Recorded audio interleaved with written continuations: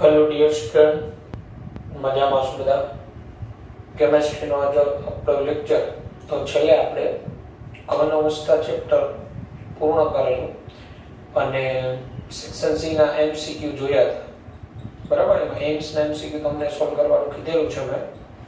આ ઉપરાંત તમને સંગીતની પીડીએફ લેક્ચર અમુક લેક્ચર જે એમસીક્યુની મળી ગઈ છે એ એમસીક્યુ સોલ્વ કરી નાખવાના અને એ એમસીક્યુ તમારે મને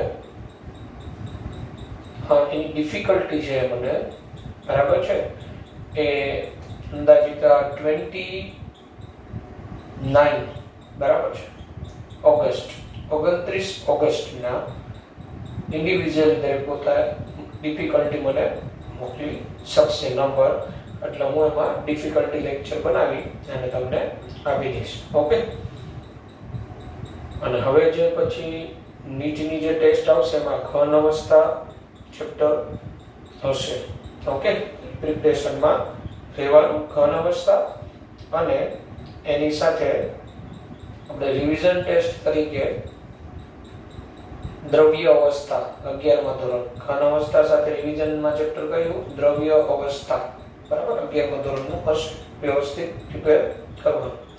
તો હવે આપણે પાર્ટ 1 ની અંદર ચેપ્ટર 4 કેમિકલ કાઇનેટિક્સ રાસાયણિક ગતિકીમાં આગળ વધીએ. તો રાસાયણિક ગતિકી જે ચેપ્ટર છે, બરાબર, એમાં સૌપ્રથમ ઇન્ટ્રોડક્શન ની અંદરથી, બરાબર, આપણે ચેપ્ટર ની અંદર પ્રવેશ કરીએ. તો કોઈ પણ રાસાયણિક પ્રક્રિયાઓ થતી હોય તો કોઈ પણ રાસાયણિક પ્રક્રિયાઓ માટે રસાયણશાસ્ત્રીઓ શું જાણવા પ્રયત્ન કરે, બરાબર છે? રસાયણશાસ્ત્રીઓ એક તો શું જાણવા પ્રયત્ન કરે કે ઉષ્માગતિશાસ્ત્ર દ્વારા રાસાયણિક પ્રક્રિયાનું પ્રાકકથન કરી શકાય તેની શક્યતા. ઉષ્માગતિશાસ્ત્ર દ્વારા આપણે કોઈ પણ રાસાયણિક પ્રક્રિયા છે એનું પ્રાકકથન એટલે કે આગાહી કરી શકાય એની શક્યતા. એક તો પહેલા કે આ પ્રક્રિયા આપમેળે થશે કે નહીં એવું જાણવા પ્રયત્ન કરે. એટલે કે આપણે બધાને ખબર છે જે પ્રક્રિયામાં અચળ તાપમાને અને દબાણે ડેલ્ટા જી લેસ ધેન 0 તો તે પ્રક્રિયા સ્વયંભૂરી છે, શક્ય છે. ડેલ્ટા જી લેસ ધેન 0 એટલે સૌપ્રથમ તો એ જાણવા પ્રયત્ન કરે. બી, પ્રક્રિયા કેટલે અંશે આગળ વધશે તે રાસાયણિક સંતુલનમાંથી નક્કી કરી શકાય છે. સંતુલન ને આધારે આપણે શું જાણી શકીએ કે પ્રક્રિયા કેટલે અંશે આગળ વધશે. એટલે કહું કે આ પ્રક્રિયક છે, આ પ્રોડક્ટ છે. હવે રાસાયણિક પ્રક્રિયા આગળ વધતી હોય, શરૂઆતમાં 0% હોય, આની સાંદ્રતા 1 મોલર હોય.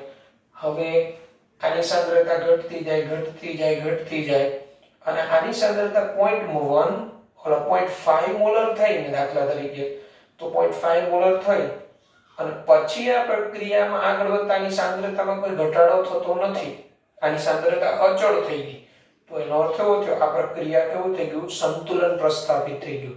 અને જો કોઈ રાસાયણિક પ્રક્રિયામાં સંતુલન પ્રસ્થાપિત થતું હોય ને તો એમાં નિપજ બનવાનું પ્રમાણ ઓછું હોય. એટલે એક તો રસાયણશાસ્ત્રીઓ શું જાણવા કે સંતુલન કેટલા, બરાબર, નક્કી કરી શકે, કેટલા અંશે પ્રક્રિયા આગળ વધશે એના સંતુલન પરથી નક્કી કરી શકાય.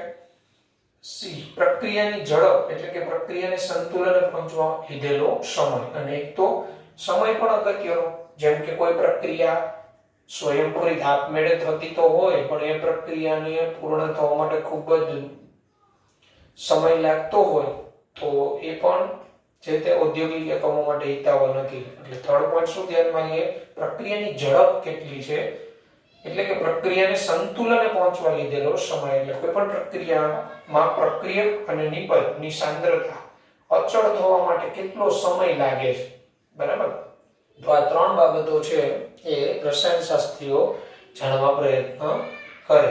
બીજું પછી તો કાઇનેટિક શબ્દ જે છે એ ગ્રીક શબ્દ કાઇનેસિસ, જેનો અર્થ હલનચલન એવું થાય, બરાબર? આ કાઇનેટિક શબ્દ અહીંયા જે છે એ ગ્રીક શબ્દ કાઇનેસિસ પરથી આવેલો છે, જેનો અર્થ કેવો થાય? મૂવમેન્ટ, હલનચલન એવો થાય.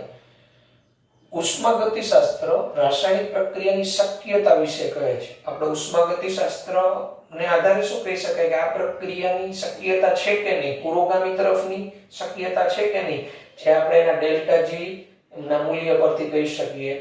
ઉષ્માગતિશાસ્ત્રને આધારે રાસાયણિક પ્રક્રિયાની શક્યતા વિશે આગાહી કરી શકાય, જ્યારે રાસાયણિક ગતિકી પ્રક્રિયાના વેગ વિશે કહે છે. એટલે ઉષ્માગતિશાસ્ત્ર અને રાસાયણિક ગતિકી બંને એકબીજા સાથે પરસ્પર સંકળાયેલા છે, પણ બેયનો કહેવાનો મતલબ અલગ છે. ઉષ્માગતિશાસ્ત્ર મુજબ કોઈ રાસાયણિક પ્રક્રિયા આપમેળે થશે કે નહીં, સ્પોન્ટેનિયસ છે કે નહીં, એ આગાહી કરી શકાય, પણ એ કેટલી ઝડપથી થશે, ક્યારે પૂર્ણ થશે, એ ઉષ્માગતિશાસ્ત્રની મદદથી કહી શકાતું નથી. કોઈ પણ રાસાયણિક પ્રક્રિયાની ઝડપ કે વેગ માટે આપણે રસાયણ વિજ્ઞાનની જે શાખાનો ઉપયોગ કરવામાં આવે એ શાખા રાસાયણિક ગતિકી, કેમિકલ કાઇનેટિક્સ. બરાબર છે. જેમ કે આપણે ખોરાક છે, ખોરાકને રાંધવા માટે કેટલો સમય લાગશે તો રાસાયણિક ગતિકીથી નક્કી કરી શકાય. કોઈ ખોરાક છે એ કેટલા સમય પછી બગડી શકે છે, બરાબર છે, તો આ બધું પણ આપણે રાસાયણિક ગતિકીને આધારે આપણે નક્કી કરી શકીએ છીએ. આપણે બળતણનો ઉપયોગ કરીએ છીએ, ઈંધણનો ઉપયોગ કરીએ છીએ, બરાબર છે, વાહનોની અંદર, તો એ વાહનોની અંદરથી ઈંધણ જે છે બરાબર કેટલા વેગથી નિયંત્રિત કરશે, બરાબર, એ ઈંધણનો દહનનો દર કેટલો છે, કેટલા સમયમાં સંપૂર્ણ દહન થઈ જાય, બરાબર છે. તો આવી બધી માહિતી જે છે એ આપણે રાસાયણિક ગતિકી પરથી મેળવી શકીએ. અને કોઈ પણ રાસાયણિક પ્રક્રિયાની ઝડપ કે રાસાયણિક પ્રક્રિયાનો વેગ એના ઉપર અસર કરતા જુદા જુદા પરિબળો હોય. સાંદ્રતા છે, તાપમાન છે, દબાણ છે, વગેરે આવા પરિબળો અસર કરતા હોય. એટલે આ ચેપ્ટરમાં આપણે રાસાયણિક પ્રક્રિયાનો વેગ, ત્વરિત વેગ, સરેરાશ વેગ, પછી અથડામણનો સિદ્ધાંત અથવા સંઘાત, પ્રક્રિયા ક્રમ, સક્રિયકરણ ઉર્જા વગેરે અને વિવિધ રાસાયણિક પ્રક્રિયાઓની ક્રિયાવિધિઓ એ બધાનો આપણે ડિટેલમાં અભ્યાસ કરવાનો છે, બરાબર છે. અને આ ઉપરાંત એક ઉદાહરણ મને યાદ આવેલું, જેમ ઉષ્માગતિશાસ્ત્રને આધારે એમ કહી શકાય કે ડાયમંડમાંથી ગ્રેફાઇટમાં રૂપાંતર થાય ડાયમંડનું, કારણ કે એનો ડેલ્ટા જી નેગેટિવ છે. પણ હકીકતે ડાયમંડમાંથી ગ્રેફાઇટમાં રૂપાંતર થવાનો વેગ અતિશય ધીમો છે, એટલે ખૂબ જ લાંબો સમય લાગે, એટલે પ્રાયોગિક રીતે પોસિબલ નથી. એટલે આગાહી કરી શકાય, પણ રાસાયણિક ગતિકીને આધારે એમ કરી શકાય, જે ખૂબ મુશ્કેલ છે, હીરોમાંથી ગ્રેફાઇટમાં રૂપાંતર થવું, બરાબર છે. તો હવે આપણે આ ચેપ્ટરની અંદર રાસાયણિક પ્રક્રિયાના જે વેગ છે એના પર અસર કરતા પરિબળો કયા છે, અને પછી આપણે સરેરાશ વેગ અને ત્વરિત વેગ કોને કહેવાય, બરાબર છે, કઈ રીતે નક્કી થાય એની ચર્ચા કરવાની છે. ઓકે, તો જો રાસાયણિક પ્રક્રિયાના વેગ પર અસર કરતા પરિબળો, એક તો સાંદ્રતા, કોન્સન્ટ્રેશન ઇફેક્ટ કરે, કઈ રીતે, ક્યારે પ્રક્રિયા વેગ વધે, કઈ તરફ, બરાબર. તો જો કોઈ રાસાયણિક પ્રક્રિયા પ્રતિવર્તી હોય તો પ્રક્રિયકની સાંદ્રતા વધે તેમ વેગ વધે. પ્રતિવર્તી એટલે પ્રક્રિયામાં પ્રક્રિયક અને નિપજ એક સમયે તો સંતુલન પ્રસ્થાપિત થવાનું જ છે. તો આવી પ્રક્રિયાઓમાં પ્રક્રિયકની સાંદ્રતા વધે. લસેટેલિયનના સિદ્ધાંત મુજબ શું થાય, હવે આ બે વચ્ચે ધારો કે સંતુલન છે અને આની સાંદ્રતા તમે વધારો તો સંતુલન પર અસર થાય. લસેટેલિયનનો સિદ્ધાંત એવું કે જ્યારે કોઈ આવી પ્રતિવર્તી પ્રક્રિયા હોય અને તમે કોઈ પણની સાંદ્રતામાં ફેરફાર કરો તો આ સંતુલન જે પ્રસ્થાપિત હોય એમાં અડચણ ઊભી થાય, સંતુલન જે પછી ન રહે, પણ ફરીથી પ્રક્રિયા કોઈ પણ દિશા તરફ આગળ વધે. કઈ દિશા તરફ આગળ વધશે, સાંદ્રતામાં તમે શું ફેરફાર કર્યો એના ઉપર હોય, અને ફરીથી સંતુલન પ્રસ્થાપિત થાય, બરાબર છે, એ રીતે આગળ વધે. એટલે કોઈ પણ મૂકે ફરીથી પાછું સંતુલન જ પ્રસ્થાપિત થાય, પણ એક વખત આવી સંતુલિત પ્રક્રિયા હોય, તમે કોઈની સાંદ્રતા ફેરફાર કરો તો આ પ્રણાલી ની અંદર એવો ફેરફાર થાય કે ફરીથી સંતુલન પ્રસ્થાપિત થાય.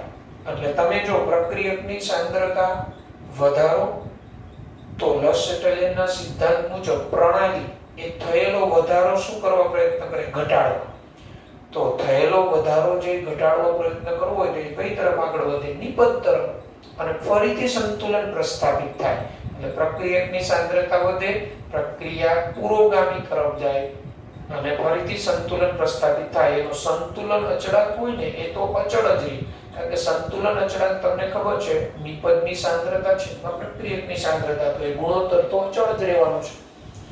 હવે એવું જ ધારો કે તમે અહીંયા નિપજ જે મળે એની સાંદ્રતા વધારો તો થયેલો વધારો પ્રણાલી ઘટાડવા પ્રયત્ન કરે એટલે પ્રક્રિયક તરફ આગળ વધે, ફરીથી સંતુલન પ્રસ્થાપિત થાય. એટલે નિપજનો વધારો રાસાયણિક પ્રક્રિયાનો વેગ કઈ બાજુ વધારે? પ્રતિગામી. પ્રક્રિયકનો વધારો કઈ બાજુ વધારે? પુરોગામી. અને ઇન્ડસ્ટ્રીની અંદર નિપજ વધે એવું જ કરવાનું હોય એટલે પ્રક્રિયકની સાંદ્રતા વધારવામાં આવે, અથવા અહીંયા જે નિપજ મળે ને એને સીધી અહીંથી દૂર કરી દેવાની. એટલે નિપજની સાંદ્રતામાં ઘટાડો થાય તો પણ રાસાયણિક પ્રક્રિયાનો વેગ છે એ પુરોગામી તરફ વધે. બરાબર છે? એટલે ફાયદાકારક ટૂંકમાં શું? તો કે પ્રક્રિયકની સાંદ્રતા વધારો તો વેગ વધે નિપજ તરફ, અને નિપજની સાંદ્રતા ઘટાડો તો વેગ વધે પુરોગામી. બરાબર? એટલે જો અહીંયા r ની સાંદ્રતા વધે તો વેગ વધે, પણ આ વેગ કયો? પુરોગામી, નિપજ તરફનો પુરોગામી વેગ વધે. નિપજની સાંદ્રતા વધારો, નિપજની સાંદ્રતા વધે તો વેગ છે એ ઘટે. કયો વેગ? પુરોગામી તરફનો ઘટે. બરાબર? નિપજ તરફ ઓછી આ પ્રક્રિયા. પ્રક્રિયકની સાંદ્રતા ઘટાડો તો એટલે આની સાંદ્રતા ઘટાડો એટલે હવે અહીંયા ઘટાડો કર્યો તો લસેટલિયનના સિદ્ધાંત મુજબ પ્રણાલી એ થયેલો ઘટાડો નાબૂદ કરે. એટલે ઘટાડો જે થયો તો એ જે ઘટાડો છે ને સરભર કરવા પ્રક્રિયા એના તરફ આવે. બરાબર છે? એટલે પુરોગામી વેગ ઘટે, પુરોગામી. બરાબર? અને નિપજની સાંદ્રતા ઘટાડો તો પ્રક્રિયાનો વેગ કઈ તરફ વધે? પુરોગામી તરફ. બરાબર? એટલે આ સાંદ્રતા અસર કરતું પરિબળ રાસાયણિક પ્રક્રિયાના વેગ પર, ક્યારે પુરોગામી ક્યારે પ્રતિગામી વેગ વધારે. ખાસ તો પ્રક્રિયકની સાંદ્રતા વધે, નિપજની સાંદ્રતા ઘટાડો એ આવી પ્રક્રિયા માટે ફાયદાકારક, પ્રતિવર્તી પ્રક્રિયા માટે ફાયદાકારક, તો જ નિપજ વધુ મળે. ઓકે? પછી દબાણ પણ અસર કરતું પરિબળ છે, પણ દબાણની અસર જે તે રાસાયણિક પ્રક્રિયામાં ફક્ત વાયુરૂપ પ્રક્રિયકો અને નિપજોને જ લાગુ પડે. ઘન કે પ્રવાહી પર દબાણની અસર નહીવત થાય. એટલે કોઈ પણ સમીકરણમાં જ્યારે દબાણની અસરની વાત કરે ને ત્યારે વાયુરૂપને ધ્યાનમાં લેવાના. કોઈ ઘન કે લિક્વિડ હોય ને તો એને નિગ્લેક્ટ કરવાના. હવે એમાં શું થાય? દબાણનો વધારો, તો દબાણનો વધારો પ્રક્રિયાને વધુ મોલથી ઓછા મોલ તરફ લઈ જાય. કોઈ પણ રાસાયણિક પ્રક્રિયા તમને આપેલી હોય, વાયુરૂપ પ્રક્રિયકો, નિપજો હોય, તો એમાં તમારે જોવું હોય કે આ પ્રક્રિયા કઈ બાજુ આગળ વધશે, પુરોગામી કે પ્રતિગામી. હંમેશા યાદ રાખવાનું, દબાણ વધે તો પ્રક્રિયાની દિશા કઈ? વધુ મોલથી, વાયુરૂપના જે વધુ મોલ હોય એનાથી ઓછા મોલ તરફ એની દિશા થાય વધવાની. બરાબર? જેમ કે જો N2 gas + 3H2 gas gives 2NH3 gas, તો અહીંયા N2 ના 1 મોલ વાયુરૂપ, H2 ના 3 મોલ, ટોટલ કેટલા પ્રક્રિયક વાયુરૂપ પ્રક્રિયકોના મોલ કેટલા થયા? 4. 2 મોલ એમોનિયા, વાયુરૂપ નિપજના મોલ કેટલા થયા? 2. તો આ જે એમોનિયાની આ બનાવટની પદ્ધતિ છે, આમાં તમે દબાણનો વધારો કરો ને તો ફાયદાકારક, કારણ કે દબાણનો વધારો આ પ્રક્રિયાને દબાણનો વધારો વધુ અને વાયુરૂપ પ્રક્રિયકો કે નિપજો માટે દબાણ જેની સાંદ્રતા હોય તો આ બાજુ 4 મોલ છે, તમે દબાણ વધારો એટલે આની જે સાંદ્રતા જે છે, બરાબર, આનુવંશિક દબાણ કે વધારો એટલે એનો અર્થ આની સાંદ્રતામાં વધારો થયો તો લસેટલિયનના સિદ્ધાંત મુજબ પ્રણાલી એને ઘટાડવા પ્રયત્ન કરે. એટલે પ્રક્રિયા જે છે એ જે બાજુ વધારો થયો હોય એનાથી વિરુદ્ધ દિશામાં આગળ વધે. જેમ કે પ્રક્રિયક તરફ વાયુરૂપ પ્રક્રિયકના મોલ વધુ છે નિપજ કરતા, તો દબાણનો વધારો આ પ્રક્રિયાને નિપજ તરફ લઈ જાય, પુરોગામી દિશામાં આગળ વધે. એટલે આ બાજુ 4 મોલ આ બાજુ 2 મોલ. તો આ પ્રક્રિયા માટે દબાણનો વધારો ફાયદાકારક, કારણ કે દબાણ વધારવાથી એમોનિયાનું પ્રમાણ વધે, નિપજ તરફ જાય. એટલે આપણે એક મગજમાં રાખવાનું, દબાણનો વધારો કોઈ પ્રક્રિયાને વધુ મોલ થી ઓછા મોલ તરફ લઈ જાય. જો નિપજ તરફ વધુ મોલ હોત અને એવી પ્રક્રિયા માટે તમે દબાણ વધારો તો પ્રક્રિયાને પ્રતિગામી લઈ આવે, તો એ પ્રક્રિયા માટે દબાણનો વધારો ફાયદાકારક નથી, કારણ કે નિપજનું પ્રમાણ ઘટાડે. ઓકે, એવી જ રીતે H2 gas plus I2 gas gives 2HI gas. તો આ બાજુ 1 મોલ H2 1 મોલ I2 એટલે ટોટલ પ્રક્રિયકના 2 મોલ, નિપજના 2 મોલ. તો વાયુરૂપ પ્રક્રિયકના મોલ અને વાયુરૂપ નિપજના મોલ જો સરખા હોય ને તો દબાણમાં વધારો કરો કે દબાણમાં ઘટાડો કરો, પ્રક્રિયા વેગ ઉપર કોઈ અસર ન થાય, પ્રક્રિયા કોઈ દિશા તરફ આગળ નહીં વધે, સંતુલન જેવું હોય ને એવું જ રહે, કઈ અસર ન થાય. એટલે એક ખાસ દબાણ શું અસર કરે પ્રક્રિયા પર, તો પ્રક્રિયા વાયુરૂપ વધુ મોલ થી ઓછા મોલ તરફ પ્રક્રિયાને લઈ જાય, દબાણનો વધારો. લાવા MCQ આવે કે નીચેનામાંથી કઈ પ્રક્રિયા માટે દબાણનો વધારો ફાયદાકારક, દબાણનો ઘટાડો ફાયદાકારક. તો આ એક વર્ડ યાદ રાખવાનો, દબાણનો વધારો પ્રક્રિયાને વધુ મોલ થી ઓછા મોલ તરફ લઈ જાય, એટલું યાદ રાખવાનું. ઓકે, તો ત્યારબાદના અસર કરતા અન્ય પરિબળમાં આગળ વધીએ. અન્ય અસર કરતું પરિબળ ઉદ્દીપક છે, તાપમાન છે, બરાબર, એ જોઈએ. ત્યારબાદ ઉદ્દીપક, તો રાસાયણિક પ્રક્રિયાના વેગ પર ઉદ્દીપક પણ અસર કરે. તમારા પૃષ્ઠ રસાયણની અંદર ડિટેલમાં આવશે ઉદ્દીપન ક્રિયા વિધિ, ઉદ્દીપકનો રોલ ને, બરાબર. તો એમાં ખાસ કરીને ઘન ઉદ્દીપક કરતા તેનું પાવડર સ્વરૂપ હોય ને, પાવડર સ્વરૂપ, એમાં સક્રિય સ્થાન વધી જાય, એની સપાટી વધી જાય, અને જેમ સપાટી વધે એમ એની ઉપર સક્રિય સ્થાન વધે. સક્રિય સ્થાન વધે એટલે પ્રક્રિયકો વધુ ઝડપથી તેના ઉપર આકર્ષાય અને રાસાયણિક પ્રક્રિયા વધુ ઝડપથી આગળ વધે. એટલે ઘન ઉદ્દીપક કરતા તેનું પાવડર સ્વરૂપ, રાસાયણિક પ્રક્રિયાનો વેગ ખૂબ જ વધારે. જેમ કે ઘન બળતણ કરતા પ્રવાહી બળતણ કરતા વાયુ બળતણ ખૂબ ઝડપથી શરૂ, દહન પ્રક્રિયા ઝડપી થાય, બરાબર છે. ઘન કોલસા કરતા કોલસાનો પાવડર સ્વરૂપ હોય ચારકોલ, બરાબર, ઝડપથી દહન થાય. તો આ બધી પ્રક્રિયાનો વેગ વધે. એટલે રોજ ઉદ્દીપકમાં કે ઘન ઉદ્દીપક કરતા પાવડર સ્વરૂપ હોય વધુ ઝડપથી વેગ વધે. ઉદ્દીપક સક્રિયકરણ ઊર્જામાં ઘટાડો કરી. કોઈ પણ રાસાયણિક પ્રક્રિયા હોય તો એમાં પ્રક્રિયકને જે તે રાસાયણિક પ્રક્રિયામાં પરિણામ માટે એને અમુક લઘુત્તમ ઊર્જા જોઈએ, એને એની સક્રિયકરણ ઊર્જા કહેવાય. એ સક્રિયકરણ ઊર્જામાં ઉદ્દીપક એવો રોલ ભજવે કે એ સક્રિયકરણ ઊર્જામાં ઘટાડો કરે, પ્રક્રિયા ઝડપથી આગળ વધે એવું સ્થિતિનું નિર્માણ કરે. આ ચેપ્ટરમાં આપણે આગળ સક્રિયકરણ ઊર્જા વિશે ડિટેલમાં આવશે, બરાબર.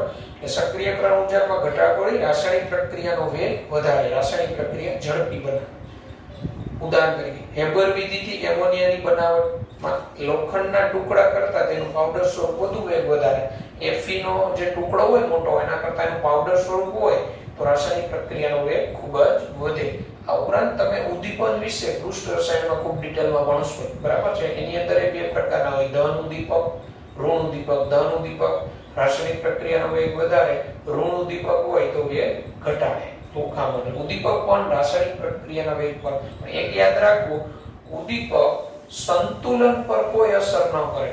જે આ પરિસ્થિતિ હોય એવું ન બને કે ઉદ્દીપક છે એ પુરોગામી પ્રક્રિયાનો વેગ વધારે અને પ્રતિગામીનો ઘટાડે. ઉદ્દીપકનો રોલ પ્રક્રિયા વેગ એક સરખી રીતે જ વધારવાનો, પુરોગામી અને પ્રતિગામી. એટલે કોઈ સંતુલન અચળાંક હોય ને કે એના ઉપર ઉદ્દીપક કાંઈ અસર કરતો નથી, ખાલી ફક્ત રાસાયણિક પ્રક્રિયાના વેગ પર જ અસર કરે.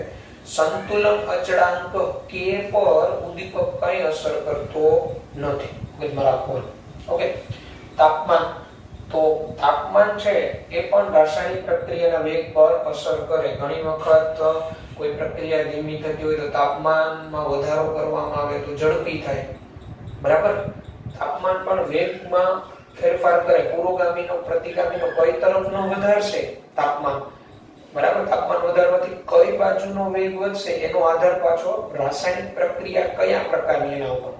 તો રાસાયણિક પ્રક્રિયાઓમાં ઉષ્માના આધારે ઉષ્મા શોષક અને ઉષ્મા ક્ષેપક પ્રક્રિયા, એન્ડોથર્મિક એટલે ઉષ્મા શોષક, એક્ઝોથર્મિક એટલે ઉષ્માક્ષેપક.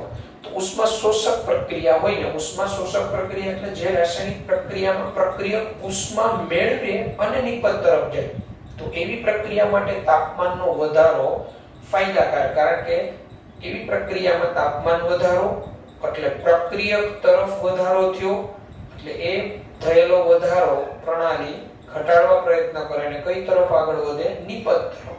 એટલે ઉષ્મા શોષક પ્રક્રિયામાં તાપમાનનો વધારો ફાયદાકારક, કારણ કે એ પ્રક્રિયાને પ્રક્રિયકથી નિપજ તરફ એટલે રિએક્ટન્ટ થી પ્રોડક્ટ તરફ પ્રક્રિયા આગળ વધારે. હવે ઉષ્મા શોષક પ્રક્રિયા છે તમે ઓળખશો કઈ રીતે? તો આ રીતે પ્રક્રિયક પ્લસ અહીંયા આ ઉષ્મા આપ્યું હોય, ઉષ્માનું ત્યાં મૂલ્ય કેવું તો સમજવાનું. પ્રક્રિયક તરફ ઉષ્મા આપેલી હોય ને તો એ ઉષ્મા શોષક, અથવા આ રીતે આપેલું હોય પ્રક્રિયક અને નિપજ સમીકરણ આપ્યું હોય અને ડેલ્ટા H બરાબર અહીંયા પોઝિટિવ મૂલ્ય હોય, પોઝિટિવ બરાબર. તો પોઝિટિવ મૂલ્ય હોય ને તોય સમજવાનું કે આ પ્રક્રિયા ઉષ્મા શોષક છે. અને પૂછેલું હોય કે પ્રક્રિયા માટે નીચેનામાંથી કયું વિધાન સાચું ખોટું, તો જોવાનું તાપમાનનો વધારો આ પ્રક્રિયાને પુરોગામી લઈ જાય, તાપમાનનો વધારો આ પ્રક્રિયાને પ્રતિગામી લઈ જાય, આ પ્રક્રિયા માટે તાપમાનનો વધારો ફાયદાકારક, તાપમાનનો વધારો ફાયદાકારક નથી, બરાબર. એવી જ રીતે તો ઉષ્મા શોષક માટે તાપમાન વધે એ ફાયદાકારક, કારણ કે પ્રક્રિયાને નિપજ તરફ આગળ વધારે, બરાબર. જ્યારે ઉષ્માક્ષેપક પ્રક્રિયા માટે એટલે એક્ઝોથર્મિક પ્રક્રિયા માટે તાપમાનનો ઘટાડો ફાયદાકારક, બરાબર છે. તાપમાનનો ઘટાડો ફાયદાકારક. એનું કારણ કે ઉષ્મા શોષક પ્રક્રિયા હોય ને એમાં ઉષ્મા મુક્ત થતી હોય, મુક્ત અને નિપજ તરફ. તો હવે તમે પાછી ઉષ્મા મુક્ત થઈ, પાછી તમે જો તાપમાન વધારીને ઉષ્મા આપો તો શું થયું? એ ઉષ્માનો જે વધારો થયો એટલે એના સંતુલન પર અસર કરે, એટલે લસટલીના સિદ્ધાંત મુજબ ફરીથી સંતુલન પ્રસ્થાપિત કરવા પ્રણાલી એ થયેલો વધારો શું કરવો પ્રયત્ન કરે? ઘટાડવા, પ્રતિગામી પ્રક્રિયા આગળ વધે એટલે નિપજ નું પ્રમાણમાં ઘટાડો કરે, બરાબર છે. તો શું કરાય? તો તાપમાનનો ઘટાડો કરો એટલે ઉષ્મામાં આ બાજુ નિપજ તરફ ઘટાડો થયો, તો નિપજ તરફ ઘટાડો થયો તો સંતુલન પર અસર થાય, તો લસટલીના સિદ્ધાંત મુજબ ફરીથી સંતુલન પ્રસ્થાપિત કરવા પ્રણાલી કઈ તરફ આવે? પ્રક્રિયકથી નિપજ તરફ. એટલે તાપમાનનો ઘટાડો ઉષ્માક્ષેપક પ્રક્રિયા માટે ફાયદાકારક, બરાબર છે. એટલે ઉષ્માક્ષેપક પ્રક્રિયામાં તાપમાનનો ઘટાડો પ્રક્રિયા પુરોગામી તરફ લઈ આવે, ઉષ્માક્ષેપક પ્રક્રિયા માટે તાપમાનનો વધારો પ્રતિગામી તરફ લઈ આવે. આ મગજમાં રાખવાનું. સિમ્બોલિક રજૂઆત કરી રીતે ઓળખશો તો આ રિએક્ટન્ટ પ્રોડક્ટ આ રીતે સમીકરણને નિપજ તરફ ઉષ્મા આપી હોય તો ઉષ્માક્ષેપક પ્રક્રિયા, અથવા આ રીતે પ્રક્રિયક અને નિપજ એવું સમીકરણ અને અહીંયા ડેલ્ટા H બરાબર નેગેટિવ આપ્યું હોય, નેગેટિવ નો અર્થ એવો થાય પ્રક્રિયા ઉષ્માક્ષેપક છે, પ્રક્રિયામાં ઉષ્મા મુક્ત થાય છે. ઓકે. તો આ રીતે તાપમાન પણ રાસાયણિક પ્રક્રિયાના વેગ પર અસર કરે. સનલાઇટ સૂર્યપ્રકાશ પણ પ્રક્રિયાના વેગ પર અસર કરે. ઘણી પ્રક્રિયાઓ સૂર્યપ્રકાશની હાજરીમાં ઝડપી થતી હોય, ઘણી પ્રક્રિયાઓ અંધારામાં ધીમી થતી હોય, તો સનલાઇટ પણ પ્રક્રિયાના વેગ પર અસર કરે. તો આ હતા રાસાયણિક પ્રક્રિયાના વેગ પર અસર કરતા મુખ્ય પરિબળો. ઓકે. જો પછી રાસાયણિક પ્રક્રિયા પૂર્ણ થવાના અનુસંધાનમાં એના પ્રક્રિયાનું વર્ગીકરણ અથવા રાસાયણિક પ્રક્રિયાના વેગ અથવા ઝડપને આધારે રાસાયણિક પ્રક્રિયાનું વર્ગીકરણ. તો રાસાયણિક પ્રક્રિયાનો વેગ, ઝડપને આધારે ત્રણ પ્રકારે વર્ગીકરણ. એક તો વેરી ફાસ્ટ રિએક્શન, ખૂબ જ ઝડપી પ્રક્રિયા, ક્ષણિકમાં થઈ જતી પ્રક્રિયા. જે ખૂબ જ ઝડપી પ્રક્રિયા હોય અને ખૂબ જ ધીમી પ્રક્રિયા હોય એનો અભ્યાસ ખૂબ જ મુશ્કેલ હોય. એટલે આપણે આ ચેપ્ટરમાં જે વાત કરીશું ને એ મધ્યમ ઝડપે થતી પ્રક્રિયાઓના વેગ વિશે ચર્ચા કરવામાં આવશે, કારણ કે ખૂબ જ ઝડપી અને ખૂબ જ ધીમી પ્રક્રિયાઓનો અભ્યાસ ખૂબ મુશ્કેલ હોય, બરાબર છે. જેમ કે વેરી ફાસ્ટ રિએક્શન એટલે 10⁻12 થી 10⁻⁻ સેકન્ડમાં થતી, 10⁻12 ઘાત થી 10⁻16 ઘાત સેકન્ડમાં એ પ્રક્રિયા થઈ જાય, તો આ પ્રક્રિયાનો અભ્યાસ મુશ્કેલ હોય. ઉદાહરણ તરીકે હવે આવી ખૂબ જ ઝડપી થતી પ્રક્રિયાઓ કઈ? આયોનિક પ્રક્રિયા. એવી પ્રક્રિયાઓ કે જેમાં આયનો હાજર હોય, જેમ કે AgNO3 aqueous NaCl aqueous, તો આ કેમ પ્રક્રિયા ઝડપી થાય? તો એનું કારણ હોય કે એમાં કઈ બંધ તોડવાની જરૂર જ નથી હોતી. કેમ બંધ તોડવાની જરૂર હોતી નથી? તો એક્વિયસ હોય એટલે ઓલરેડી આયનો છૂટા જ હોય એટલે ખૂબ જ ઝડપથી પ્રક્રિયા થઈ જાય. AgNO3 NaCl gives AgCl NaNO3. એવા MCQ આવે કે નીચેનામાંથી ખૂબ જ ઝડપી પ્રક્રિયા કઈ? ABCD માં સમીકરણ આપ્યું તમારે જેમાં આયનો બનતા હોય ને એવું સમીકરણ પકડી લેવાનું. BaCl2 aqueous H2SO4 aqueous gives BaSO4 solid 2HCl. પ્રબળ એસિડ પ્રબળ બેઝ વચ્ચેની પ્રક્રિયા આયોનિક પ્રક્રિયા થઈ NaOH aqueous HCl aqueous gives NaCl aqueous H2O. આ બધી આયોનિક પ્રક્રિયાઓ ખૂબ જ ઝડપી પ્રક્રિયા હોય જેનો પ્રાયોગિક રીતે એની બધાની અભ્યાસ ખૂબ મુશ્કેલ હોય. વેરી સ્લો રિએક્શન, ખૂબ જ ધીમી પ્રક્રિયા. તો ખૂબ જ ધીમી પ્રક્રિયાઓ કોને લેવાની? કે એવી પ્રક્રિયાઓ કે જેને પૂર્ણ થતા અમુક દિવસો અથવા મંથ, મહિનાઓ કે વર્ષો લાગતા હોય એવી પ્રક્રિયા ખૂબ જ ધીમી પ્રક્રિયાઓ કહેવાય. જેમ કે લોખંડને કાટ લાગવો, હવા અને ભેજની હાજરીમાં લોખંડનો કાટ થવો, રસ્ટિંગ ઓફ આયન, બરાબર? એ કઈ એક દિવસમાં ન થઈ જાય, એ પ્રોસેસ થતા દિવસો, મહિનાઓ એમ લાગે. કેન્દ્રીય પ્રક્રિયાઓ બધી, બરાબર? કેન્દ્રીય પ્રક્રિયાઓ ખૂબ જ ધીમી પ્રક્રિયાઓ હોય. જેમ કે તમે હિરોશીમા અને નાગાસાકી ઉપર જ્યારે પરમાણુ બોમ્બનો એટેક થયો તો અમેરિકા દ્વારા, તો એમાંથી જે પરમાણુ બોમ્બમાંથી જે અમુક યુરેનિયમને નીકળેલું હોય તો યુરેનિયમની વિઘટન પ્રક્રિયા અતિશય ધીમી પ્રક્રિયા. રેડિયો સમસ્થાનિકોનું જે વિઘટન થાય ને ખૂબ જ સ્લોએસ્ટ પ્રોસેસ. આ બધી કેન્દ્રીય પ્રક્રિયાઓ તરીકે ઓળખાય. Nuclear reaction very slow reaction હોય, એને પૂર્ણ થતા તો વર્ષોના વર્ષો લાગે.